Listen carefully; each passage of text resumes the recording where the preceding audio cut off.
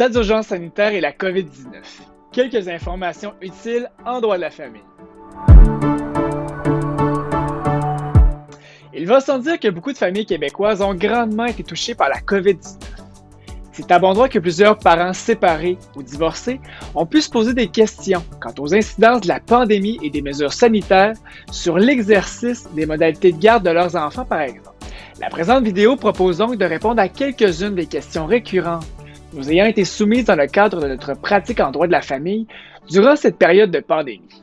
Première question, la COVID-19 est-elle un bon prétexte pour demander une modification au niveau des modalités de garde actuellement exercées? Tout d'abord, il importe de rappeler que chaque cas doit être apprécié selon ses propres circonstances en fonction du risque auquel les enfants sont susceptibles d'être exposés.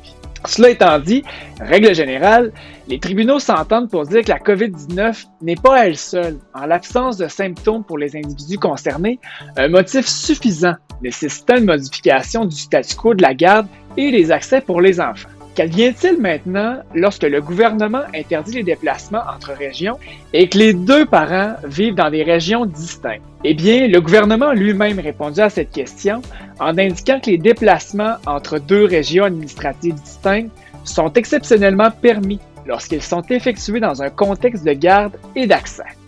Qu'advient-il maintenant du parent œuvrant dans le domaine des services essentiels? On pense entre autres aux médecins, aux infirmiers, infirmières, préposés aux bénéficiaires.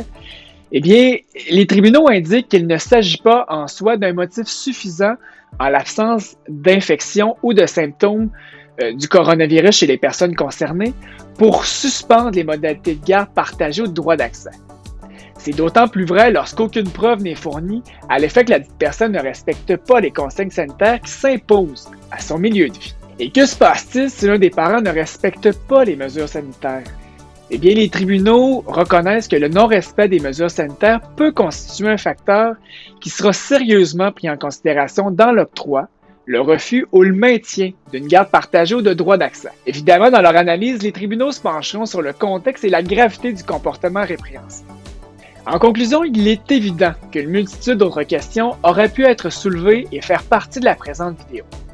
On pense entre autres au retour à l'école, qui a constitué un réel casse-tête pour certains parents, ou encore à la vaccination à venir pour les enfants. Chose certaine, la COVID-19 aura marqué la pratique du droit familial et n'a pas fini de faire couler de l'encre dans les palais de justice québécois.